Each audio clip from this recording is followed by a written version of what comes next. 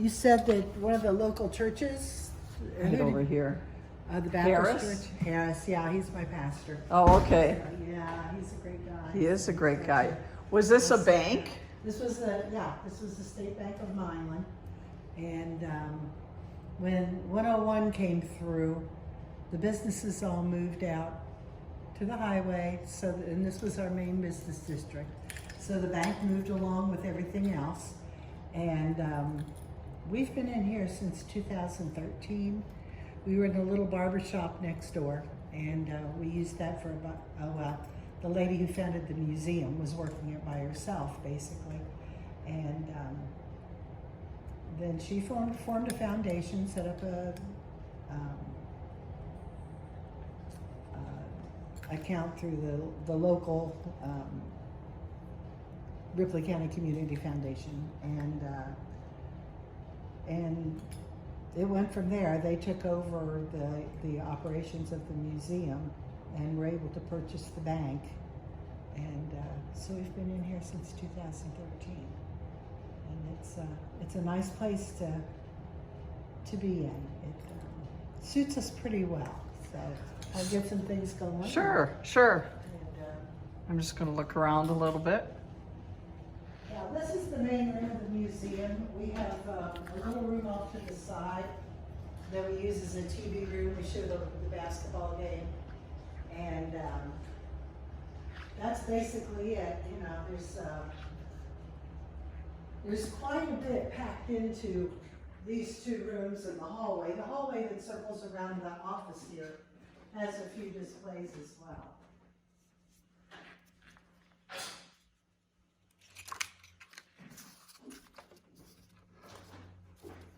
But we have a little bit of the community history mixed into, like the restaurants there. The lady who started the museum also operated the Railroad Inn, which was down on the next block where that gravel lot is. And This is fantastic. yeah. Somebody said something about Oscar Robertson, but Oscar Robertson, what, played on the other team? Yes, here's a picture of him here as flipping through them. Yes, he was a sophomore on Crispus Attucks' team in 1954, and it must be all the way at the back. And Milan came up against Crispus Attucks here he is, in the route up to the final game, and managed to get by Crispus Attucks. So they won the next 2 years. They won the whole thing the next 2 years. So. Whose collection was this? Well, these posters belonged to a guy here in town who was about the same age, a little bit older than the players, because he was in Europe during the tournament time, and his parents would send him the newspapers and the magazine articles and things, and then he saved them and brought them all home and framed them. We have since reframed them. The frames were pretty well shot when he gave them to us, but yeah, this collection was his, and the rest of the community is people of my parents' age as they pass away, and we don't know what to do with all the stuff they saved. You know, we always had Rosalind to pass it on to, and she saved everything. So, Is there anything in particular that is a centerpiece or something that? Yeah, and it's in the back hallway. We keep our centerpiece in the back hallway, but it's a bracket of the tournament, and it came probably about 10 years ago. There was a guy who was living in Michigan at the time, and he called and talked to our curator, Rosalind, and they had done this, he and two of his friends had done this in 1954 during the tournament time, and they had recorded every school in Indiana. There's 752 schools that are listed there, and Milan's A little bit further down, there's a sticker along the frame there of where Milan starts out. And all of the schools within a county would start out at the same time of the month and start within their county for their tournaments. And then they would progress all the way through to the end. And Milan came up against Muncie Central. Muncie Central had 4 prior championships up to this point, and they were favored to win. But Milan had been there the year before as well, in 1953, and they got to the Final Four. They got to this point right here, and they were beaten by South Bend Central. And so basically the same team came back, second year for the coach, in 54. But 53 was his first year. And so it was just a magic combination, the team and the coach. And so then they made it back the next year in 54 to win the whole thing. So. Wow, that's phenomenal. Oh, and this is everybody who comes to visit. Yeah, and if your spot is not marked on there, there's some little pins in the ashtray. You need to see if you can squeeze one in there somewhere. All right. How many people do you generally get that are? Well, before COVID hit, we would probably have about 2,000 people each year come through. And since then, it's probably come down to about half of that.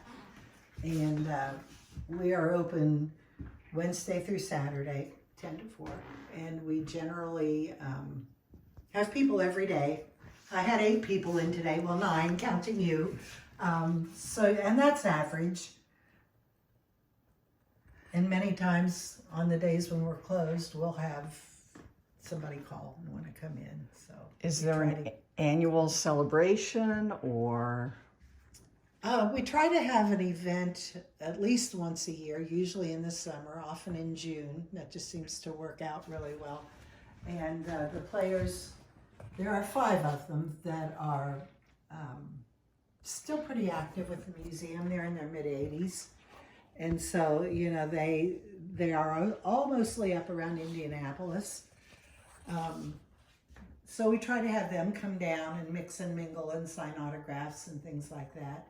And then at Christmas time, we also invite them back and we just have a little party, basically for the community. Now the other one is pretty well notice is sent out and everybody's invited to come, but at Christmas time we try to keep it so that it's more informal and they don't have to do anything but just come and relax. But are you a basketball fan? Not really.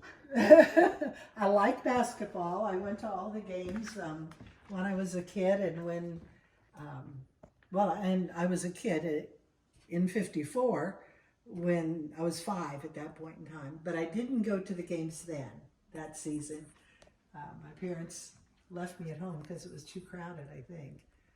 But high school, I did go to the games. I went to the games when my kids were in high school. But honestly, I haven't been to a ball game since my daughter graduated, my youngest. But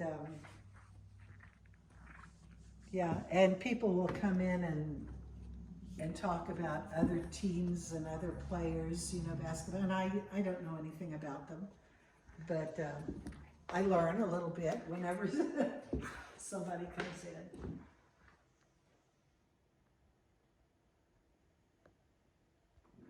This is I'm a retired teacher, so Rosalind scooped me up right away when I retired. That was in 2005, and I filled in just occasionally whenever she needed a break. But then when they moved into this building, I committed to 2 days a week. So, did any of the actors from the movie come? The only ones that are really involved in the museum at all are the writer and the director, and then some of the players. The one that is probably that we depend on the most is Brad Long. He's the one who played Buddy in the movie, and he's on our board of directors. So he's very helpful and very supportive of the museum. His dad is as well. And then there was another guy who played the part of a photographer at the final game, and he's on our board of directors too. He lives in Indianapolis, and he is very, very active in keeping things going here. So there's a lot of interaction between the Milan players and the 54 team. And whenever there's an event, they'll call those guys up. And they still do speaking engagements, the Milan guys do, so. Did you have any memorabilia from the movie? Is that really the sick bed? And I'm not sure if this is a hoop. Yeah, the hoop is from one of our Milan guys. That belonged to Roland Cutter. And the little framed piece right underneath it gives the history of the rim. And he wrote that up and had that framed. But the other rims that we have in here are just Milan ones, but this is one that the guys played on. The hospital scene was at Wishart Memorial Hospital in Indianapolis. And when we moved into this building, they were closing Wishart at that point in time. And so they called us to see if we wanted to, if we would have space for their hospital scene display. And so they sent down to us from the dresser all the way around to the little desk. It was all used in the movie. The other thing are the uniforms on each side, and those are the ones that were used in the filming of Hoosiers. We got those with a matching funds grant, and had a drive to raise the funds to get those, and then received a grant to match that. You guys have a phenomenal collection here. It is amazing. I guess the other major thing that we have from the movie is in the foyer in the back. There's a little bicycle back there. I don't know if you noticed that. And that was used at the beginning of the movie where the kids are coming in for the first day of school and riding their bicycles and parking them there at the front of the building. And that's one of the bicycles. I should go get a You picture should of get a that picture of because Since you're a biker. since I've been biking, I pedaled to the Ark Encounter Oh, did you? out of Wisconsin. Wow.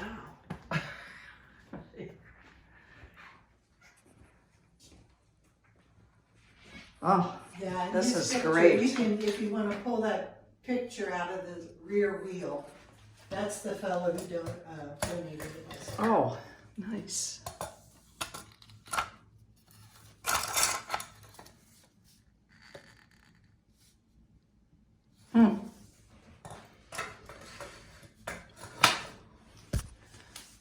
Yeah, and then we have some shoes and the scripts and of course the uniforms and from the Hoosier movie. Yeah. But they say it's the largest collection of Hoosier memorabilia that's intact. So they got these from the movie set somehow, and they were divided into lots, and the other lots were all pieced out, but this one was kept intact and sold like that. So we got quite a bit from it. So what were they? They were the Milan Indians? Mm-hmm. Still are. Oh, they still are, even Oh, with all the pushback and whatnot. Yeah, and we've not had any controversy. I always have to knock on wood. Yeah. Because, people have been very accepting of it. I'll flip on some lights back here as well. Oh, And I don't want it to get too late for you driving wise. yeah, And so what happened that they haven't won in 68 years? well, I think it's a miracle that they won when they did. It was just the players all say that if Marvin Wood had not come when he did, they wouldn't have won. And Marvin has always said, if I hadn't have come when I did, I never would have coached a winning team like this. So it was kind of a mutual admiration between the players and the coach. And it's, you know, just not unheard of for a small school like this to beat some of the big powerhouses that they had throughout the state. So. And then, do you know a little basketball about what they were doing in order to win? Was it a stall? It was a stall, yeah. And I don't know if you've seen much of the footage of the game, but you can catch it on YouTube. They tell me. I haven't tried to catch it myself because I get to see it so often here. But they, in the fourth quarter, well, they scored most of their points in the first quarter. Both teams did. And this final score was only 32-30. And so in the fourth quarter, they spent half of the quarter just holding the ball. And for 4 minutes and 17 seconds, Bobby Plump didn't move. He just stood and held the ball. So, you know, that was definitely a stall tactic. And the coach had told, and they were aware of that too, the players, that Milan couldn't keep up with Muncie. You know, they had the better players, but the players on Milan's team knew they had the better coach and they had the better team. And so they just had to play their game, is what I've been told. So. What happened to the gymnasium? The gym was torn down in 1976, along with the old school, and they built a new elementary school on those grounds. I wonder if that was tough. Yes, yeah. It was a big decision. Two things concerning the school and the basketball that really were controversial was tearing down the school. And then the other one was consolidation, you know, deciding to keep their own community school and not consolidate with the other schools in the county. And yeah, it was a big decision, both of them. And I suppose it was the right decision to make because the old school was needing a lot of repair. And we had a handicapped child who was in a wheelchair, and they were carrying him in his wheelchair up and down 3 flights of stairs, you know, so they couldn't continue on doing that. And it just... Look at all your scrapbooks. Oh my goodness. Yes. People of my parents' generation, that's the way they documented things. Can I remove one? Yeah, you can pull any of this out. They all have basically the same stuff in them. And there's one here, 54.